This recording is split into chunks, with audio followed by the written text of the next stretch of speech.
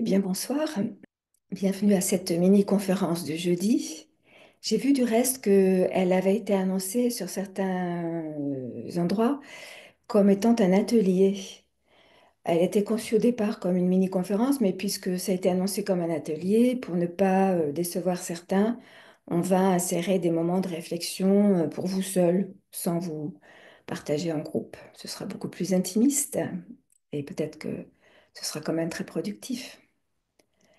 Alors ce soir, nous allons voir la question de l'attitude. L'attitude clé du succès, ou en tous les cas clé d'une meilleure satisfaction dans la vie, pour remplir nos objectifs, pour ne pas se sentir toujours victime du sort, en fait. Et alors l'attitude, c'est un concept un peu subtil, un peu différent, un peu difficile à percevoir. Euh, bon, on va parler de trois attitudes face à la vie, mais en gros, pour commencer, en tous les cas, l'attitude, c'est d'abord une perception des choses, une perception des situations, une perception des situations de relationnelles ou situations extérieures, qui donne lieu à une interprétation quasi immédiate, instantanée, dont on ne se rend même pas compte. Et de toute façon, une perception, c'est toujours une interprétation du réel, c'est-à-dire que quand on perçoit quelque chose dans un ensemble, on va percevoir une partie d'une scène, on n'en perçoit qu'une partie.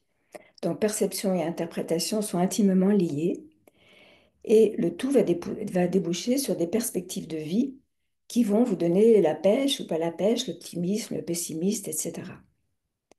Voilà ce que nous allons voir ce soir.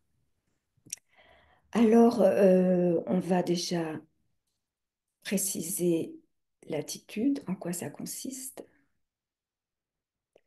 Et si je pouvais passer à la diapo suivante, ce serait bien, mais je ne peux pas. Christophe, si tu es toujours là, est-ce que tu peux mettre... Ah voilà, super. Donc, la, l'approche de l'attitude. Donc, l'attitude, c'est une perception, une réaction aux événements qui n'est pas raisonnée, qui n'est même pas consciente très souvent, c'est instinctif et immédiat. Et cette réaction, cette perception des choses, produit toujours les mêmes résultats. C'est une attitude en face d'un certain type d'événements, de situations. Il se trouve que nous avons toujours le même type d'attitude qui provient soit de l'éducation, soit de l'expérience, et qui produit donc toujours le même résultat, négatif ou positif. Et pour se rendre compte de comment ça fonctionne, très souvent, nous nous disons, ah ben j'ai jamais de chance, ou ça n'arrive qu'à moi. Au contraire, j'ai beaucoup de chance, merci. Ça peut se passer, par exemple, quand vous prenez le métro avec plusieurs correspondances. Chaque fois que vous arrivez sur le quai d'une nouvelle correspondance, le métro part sous votre nez. Et là, qu'est-ce que vous vous dites? Vous dites rien, c'est un fait. Ou on peut, si ça se reproduit souvent, en arriver à se dire, ça n'arrive qu'à moi, j'ai pas de chance. Et voilà, ça se passe toujours comme ça pour moi. Pourquoi on en parle maintenant? Parce que ça va aboutir à ça peut aboutir à un positionnement, une habitude dans la vie qui sera défaitiste. Et donc cette réaction, cette perception immédiate produit toujours un même résultat. Et en fait, c'est lié à un positionnement.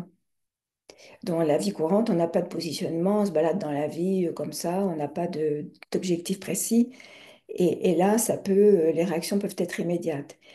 Si on compare avec les situations de la vie où on a un rôle à remplir, on se rend compte que notre positionnement nous prédispose à une attitude plus ou moins positive, plus ou moins constructive.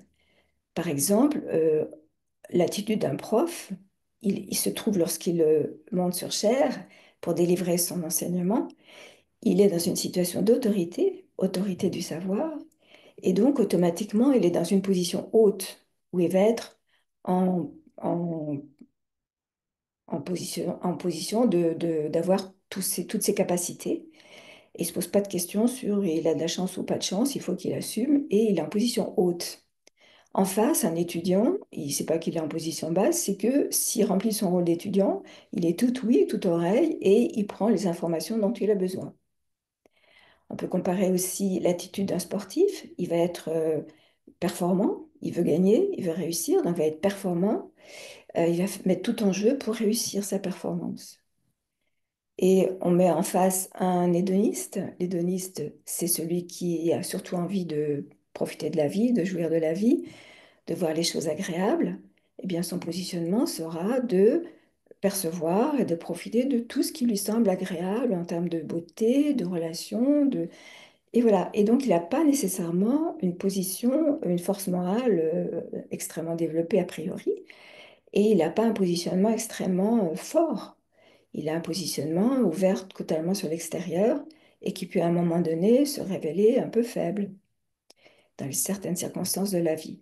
Donc, vous voyez, quand on est dans certains rôles, on a automatiquement un positionnement qui peut être fort.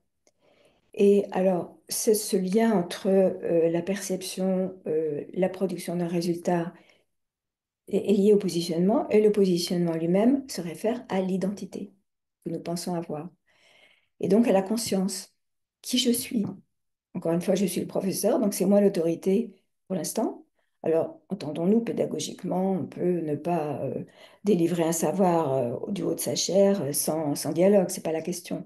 Mais mon identité est celui qui transmet de la connaissance, donc je suis dans une position forte et une identité bien précise qui me donne justement cette position forte. Et la difficulté, c'est que parfois, on se réfère, on n'a pas de référence à une identité précise, stable et forte. Et c'est dans ces cas-là que l'attitude faible peut prévaloir. Voilà, c'est peut-être encore un peu compliqué, mais on va rentrer dans tout cela. Alors, un petit exemple. Encore une fois, là, voilà, je ne comprends pas trop. Je ne peux pas passer à la suivante. Voilà. Donc voilà, vous vous trouvez en face d'une montagne. On dit souvent que des choses nous paraissent aussi hautes qu'une montagne, aussi difficiles qu'une montagne. Donc, je vais vous demander de réfléchir. Ça va être votre partie réflexion personnelle pour vous situer dans le sujet. Vous vous trouvez en face d'une montagne qui n'est pas forcément cette montagne physique, hein, mais encore, vous voyez la montagne, bon, elle est haute, elle est sombre. On l'atteint en traversant tout un espace neigeux, pas très plat. Donc, soit vous êtes un sportif et vous vous dites chic, là, il y a un challenge, un défi à remplir, et ben, c'est merveilleux, je m'y attelle, je vais réussir. En tout cas, je mets toutes les chances de mon côté. Vous êtes un photographe, vous vous dites, bah voilà, il y a une belle photo à prendre, et puis c'est tout, ça passe. Vous êtes un géographe, vous positionnez, vous faites une étude de la roche et vous demandez, vous avez des repères pour savoir de quelle roche il s'agit, où nous sommes, etc.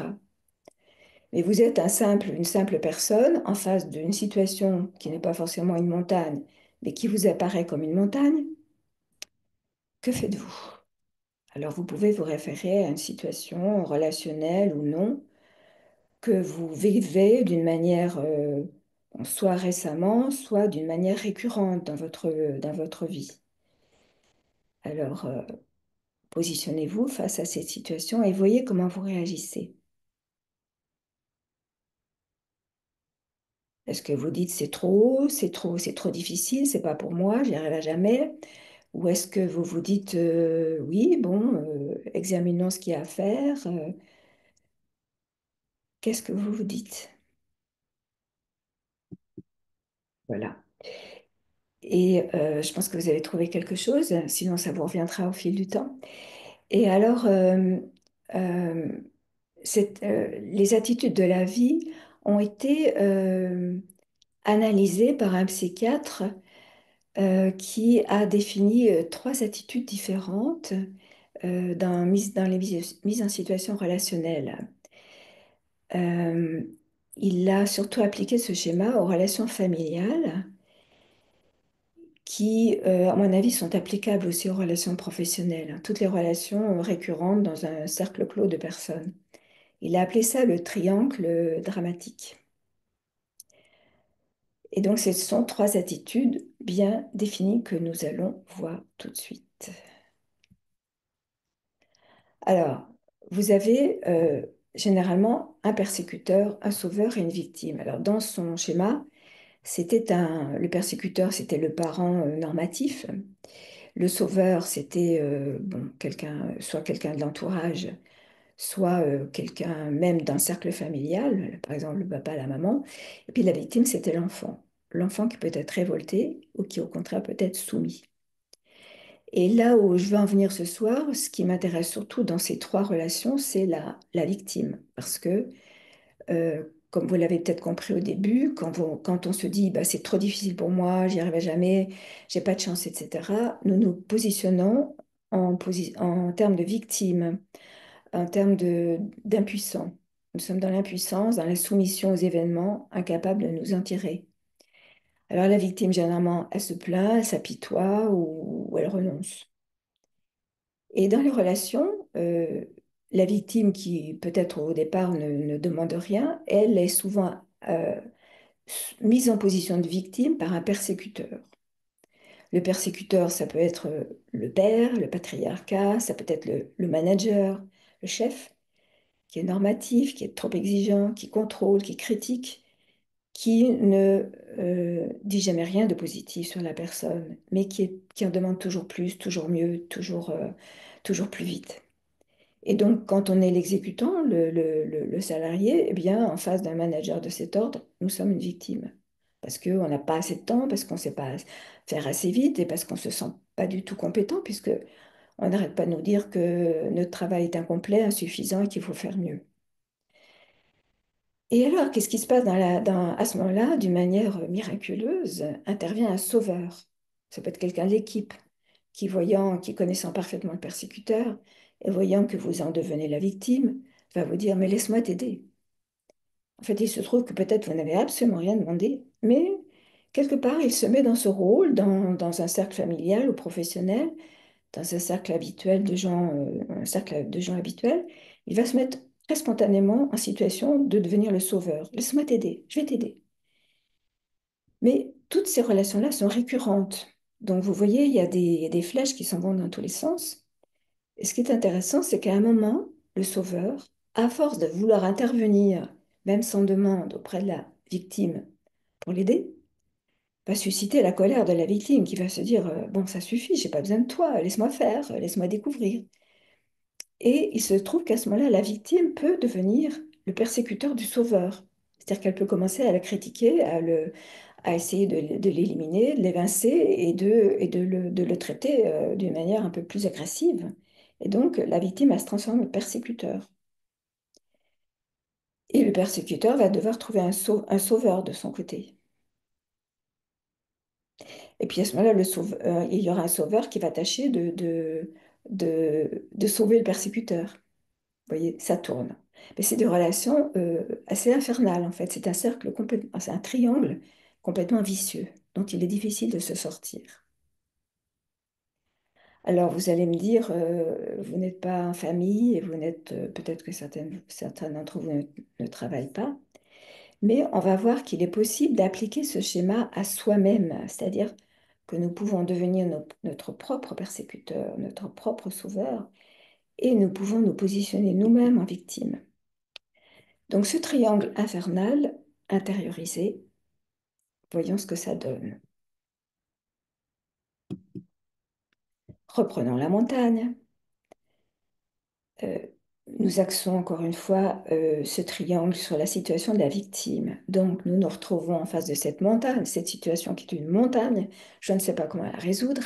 A priori, c'est trop dur pour moi, donc c'est trop dur, c'est trop haut, je n'y arriverai jamais.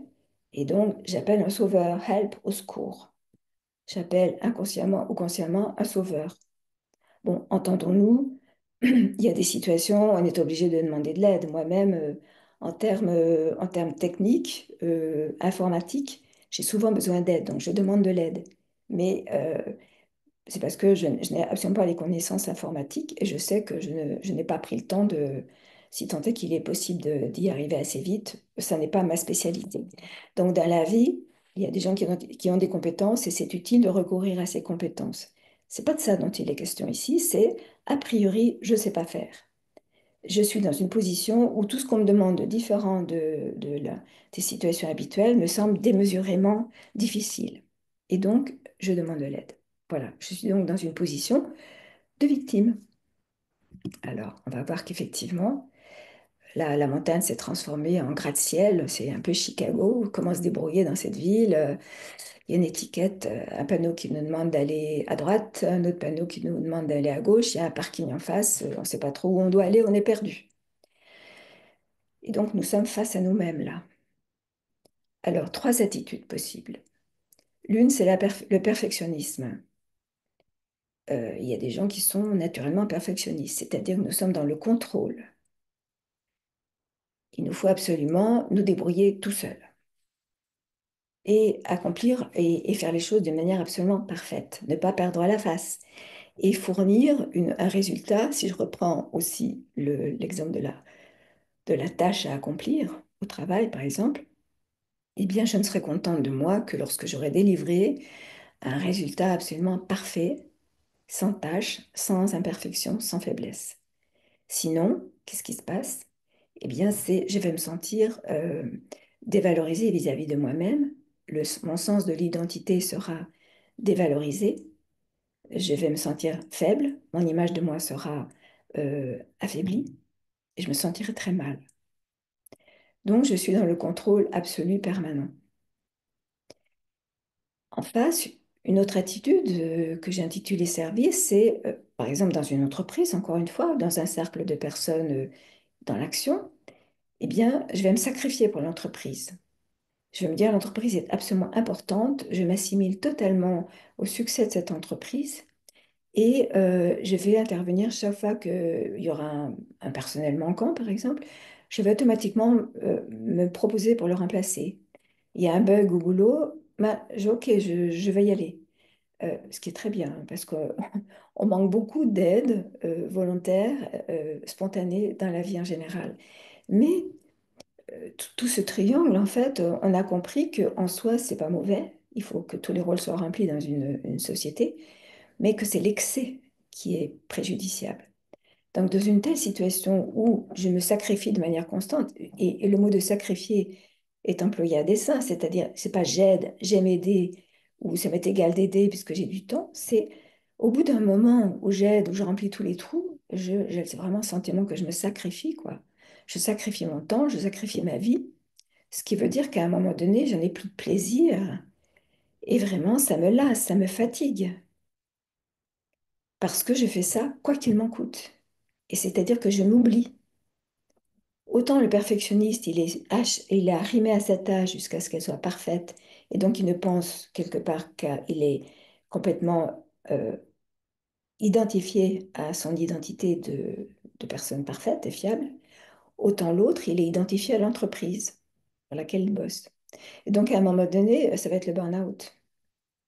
Et donc à ce moment-là, ce qui se passe, c'est que on retrouve à la rupture d'équilibre, on retrouve les trois situations dont il est souvent question. Et ça, c'est des tendances profondes chez les individus. J'en peux plus, j'en ai trop fait, je suis sacrifiée, donc je me suis sacrifiée. Donc, qu'est-ce que je fais? Trois options. Je fuis, je quitte l'entreprise, je divorce, je démissionne, ou bien je fais face, ce qui est souvent la meilleure solution quand vraiment les situations sont récurrentes, ou bien je me fiche, c'est-à-dire que bah, je suis complètement paralysée, je suis incapable d'avancer ni de reculer du reste. Et donc ça, c'est vraiment pas une situation enviable. On se sent quand même si provisoirement ça nous apaise, on se sent quand même assez mal. Et en tous les cas, à force de fuir d'une manière permanente tout ce qui est difficile ou de se figer, d'être incapable de réagir, eh bien, si ça se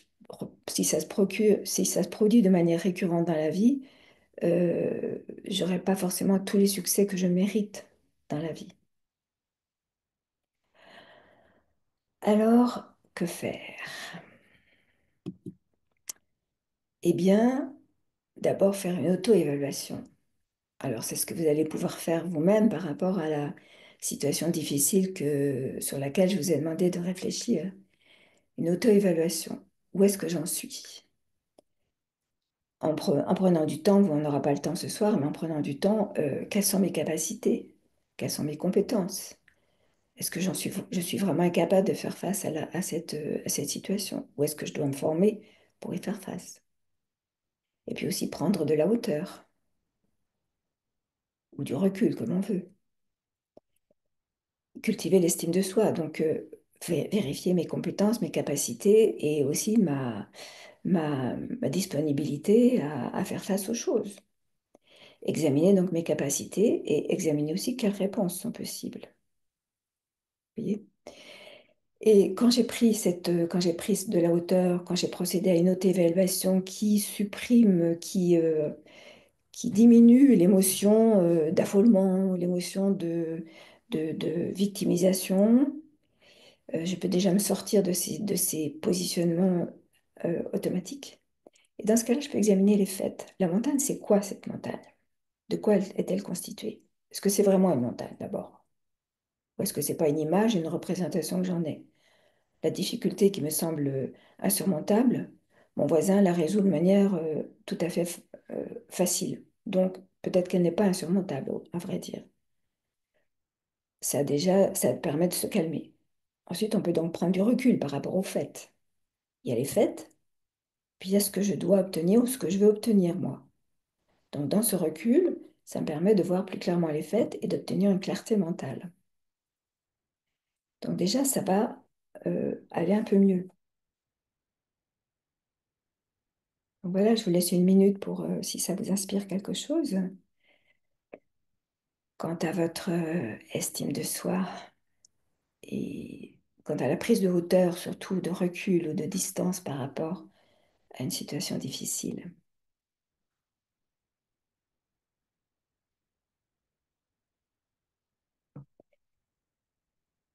Et puis, justement, quand j'ai pris du recul, de la distance, je suis capable de trouver une solution beaucoup plus facilement, clairement. Je suis sortie à ce moment-là de la position de victime, hein, on est d'accord. Je suis sortie de ce triangle d'échec, quelque part, de ce triangle infernal. Et je peux aussi tout simplement me poser la question, faut-il vraiment détruire cet obstacle? Cette montagne est-elle... qu'est-ce qu'il faut en faire? Est-ce que l'obstacle ne peut pas être contourné? Est-ce qu'il ne peut pas être dépassé, franchi, comme ce saut d'obstacle du cavalier? Est-ce qu'il ne peut pas être non plus ignoré, tout simplement? Si ça ne me concerne pas, la montagne est là. Peut-être qu'après tout, la situation relationnelle devant laquelle je me trouve et qui me semble un obstacle, je peux peut-être avoir réalisé que ça concernait deux ou trois personnes en présence, mais que finalement, ça ne me concerne pas. Les problèmes du trio ou du quatuor qui est en face de moi, peut-être que ça ne me concerne pas en réalité. Donc, je n'ai pas trouvé de solution pour les difficultés relationnelles de ce groupe. Ou peut-être qu'en situation d'entreprise, ben, il y a une difficulté effectivement dans l'entreprise, mais peut-être que ça n'est pas de mon ressort, que ça n'est pas dans ma fiche de poste, que ça n'est pas dans mes compétences. Et donc, bon, bon souhait pour les autres pour qu'ils y arrivent, mais ça ne me concerne pas. Et puis sinon, je ne suis pas obligée d'affronter les choses de face. Faire face, c'est aussi voir, c'est voir ce qu'il est possible de faire et ce qu'il est de mon ressort d'effectuer. Mais ça ne veut pas dire que je dois faire face absolument et rentrer dedans, rentrer dans l'obstacle, rentrer dans la montagne. C'est pas ça que ça veut dire. Faire face, c'est examiner clairement la situation, voir ce que je peux faire, ce que je dois faire, et prendre des décisions en fonction. OK? Et on en arrive ainsi à renverser ce triangle infernal qui, vous aurez remarqué, est à la pointe en haut et non plus en bas. C'est-à-dire que la victime qui était en bas est passée à la position forte de créateur, à la position de puissance. C'est-à-dire que quand je suis détachée par rapport à la situation, quand je peux la regarder clairement et envisager clairement ce qu'il m'est possible de faire, ce que je suis censée faire, eh bien, je suis dans ma puissance intérieure. Surtout si je suis aussi dans la conscience de forte de moi, avec mes qualités et mes capacités. Et je deviens non plus la victime de la vie, mais je suis un créateur de ma propre vie. Et ça, c'est une position extrêmement forte. Et ce qui est intéressant, selon moi, c'est que ce triangle, voit sa fonction, sa vocation totalement changer. C'est-à-dire qu'à droite, vous aviez un persécuteur, vous pouvez le transformer dans cette position de puissance, le transformer en une permission. Le persécuteur est celui pour lequel rien n'a jamais assez bien. Il y a une forme de rigidité. Rien n'a jamais assez bien, assez rapide, assez parfait. Eh bien, vous pouvez vous donner la permission d'assouplir, d'harmoniser une situation, d'assouplir aussi vos exigences si vous n'êtes pas dans la capacité d'accomplir la mission tout de suite, immédiatement, dans la perfection. Et vous voyez, j'ai détaché père et mission, c'est-à-dire quelle est votre mission principale, et notamment quelle est la mission de l'âme. Eh bien, elle est la mission de l'être profond que nous sommes, de l'âme, de l'énergie que nous sommes. C'est d'abord d'être heureux, d'être dans son pouvoir, d'être dans aussi l'amour, toutes les qualités que nous avons. Et donc, pour rester dans ma mission, il est parfois indispensable de m'assouplir dans la tâche, d'assouplir mes exigences, mes propres exigences, ou d'assouplir les conditions dans lesquelles je remplis ma tâche. Et dans ce cas-là, vous voyez qu'en face, le rôle du sauveur s'est transformé, c'est un rôle de protection, le sauveur, quelque part. Mais l'autoprotection que vous allez pratiquer, à ce moment-là, elle devient essentiellement faite de patience par rapport aux situations. Peut-être que l'on n'arrivera pas tout de suite à un résultat immédiat. Elle est faite de patience et de respect pour vous-même, pour la situation, pour les personnes. Donc on voit que le triangle est apaisé et tout est sous votre disponibilité. Ces deux protections et permissions sont comme vos deux mains, qui sont vos deux formes d'action sur une situation envisagée sur le plan de votre identité propre de créateur de votre vie, donc dans votre pleine puissance. Cela est lié également, donc quand on vient sur le sommet du triangle, à la puissance, eh bien on arrive à un cercle vertueux, c'est-à-dire que ça commence, tout s'enchaîne par la conscience de qui je suis. Est-ce que je suis simplement le serviteur d'une entreprise? Est-ce que je suis un employé, par exemple, ou même un dirigeant? Ou est-ce que je suis une énergie vitale, consciente, qui accomplit un rôle de dirigeant ou un rôle d'employé? Donc la conscience va entraîner une attitude. C'est ce que l'on a vu au début. Le professeur qui entame son rôle de transmission des connaissances, il a une attitude qui est de fermeté, de sécurité, de sûreté de lui-même, et en même temps sans doute de bienveillance pour délivrer son savoir à des personnes qui ont plus ou moins de difficultés pour capter ce qu'il a à transmettre. Et cette attitude permet d'entrer dans toutes ces aptitudes. L'attitude du professeur qui va délivrer son savoir, un savoir, ça va lui permettre d'avoir des aptitudes à délivrer, justement, à être assez pédagogue, à expliquer correctement, à trouver des trucs qui vont permettre au savoir de se déployer d'une manière plus satisfaisante. Et donc, son action va être précise, efficace, et va produire des résultats. Donc, encore une fois, tout revient à la conscience, c'est-à-dire au sommet de ce triangle. Donc, quand vous repositionnez sur votre euh, montagne du début, la situation ou la relation aussi difficile qu'une montagne, eh bien, c'est une invitation à revenir à la conscience de qui vous êtes, afin de prendre la distance que l'on a vue précédemment et afin de développer l'attitude, l'aptitude et l'action juste. Alors, revenons aussi pour préciser, parce qu'après, je vais vous laisser quelques minutes pour vérifier pour vous-même. Donc, revenons sur ce que l'on a vu au début, l'approche de l'attitude.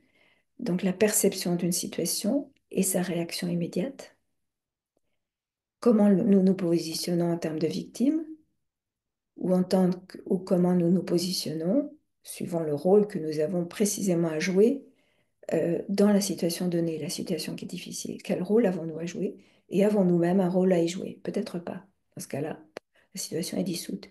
Et sinon, quel positionnement nous adoptons? Eh bien, ça renvoie à l'identité, à la conscience de soi, perception de soi. Comment je me perçois? Comme un être faible, une victime de la vie, une victime des autres, en impuissance, en incapacité? Ou est-ce que dans mon identité forte de créateur de ma vie, je peux trouver les ressources nécessaires pour faire face à la situation?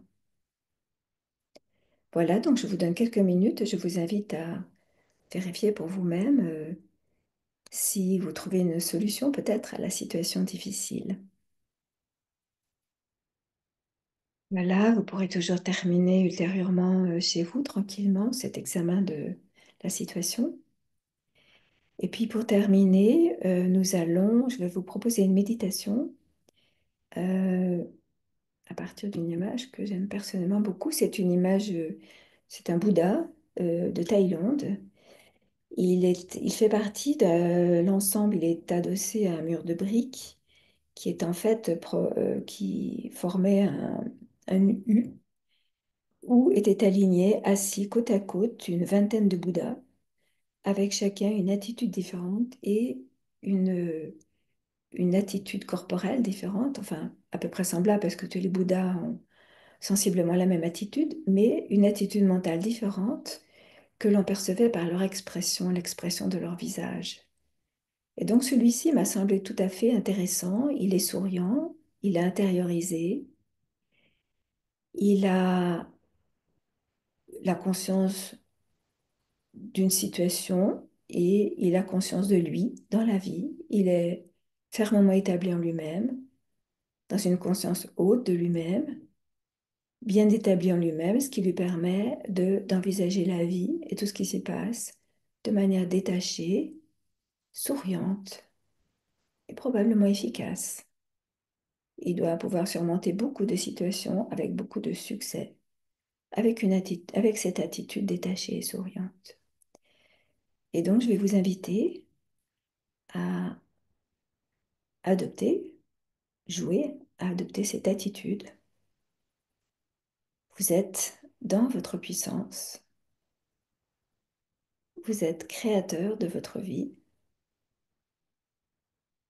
et vous souriez. Souriez, vous êtes créateur.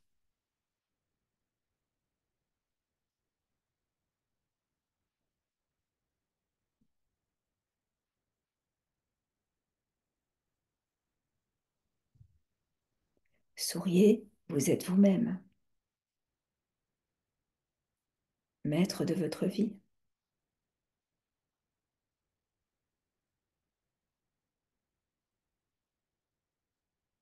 Vous intervenez dans la vie, mais vous êtes détaché de ce qui s'y passe.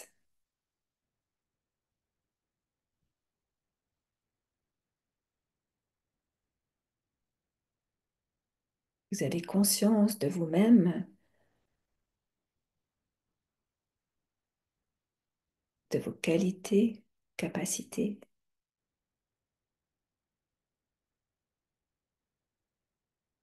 Vous êtes dans votre identité propre,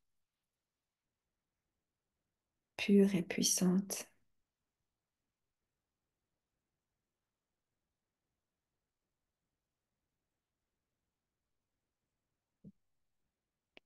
Vous êtes dans votre puissance.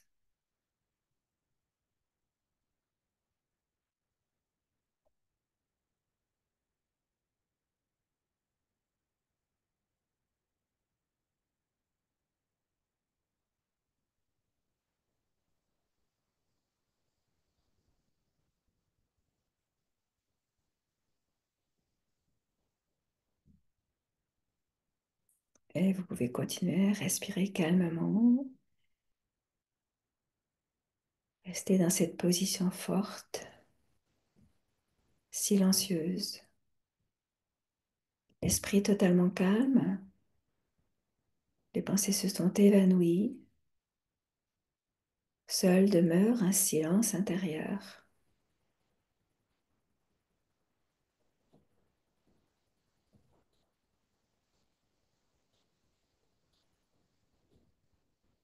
Tout est bien, tout est parfait, tout est à sa place.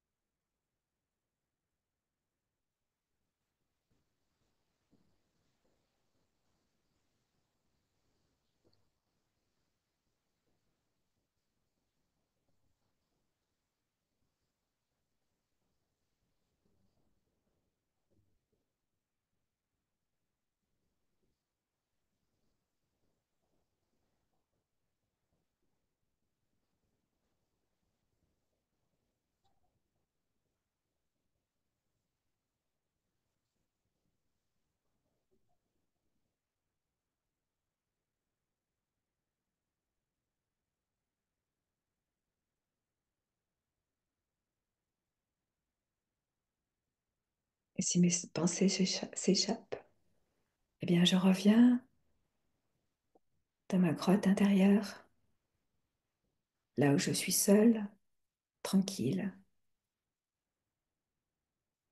créateur, autonome,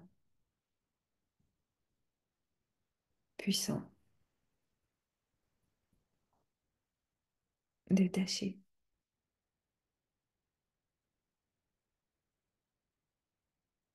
Et je cultive sciemment cette conscience de moi-même, cette perception de moi-même.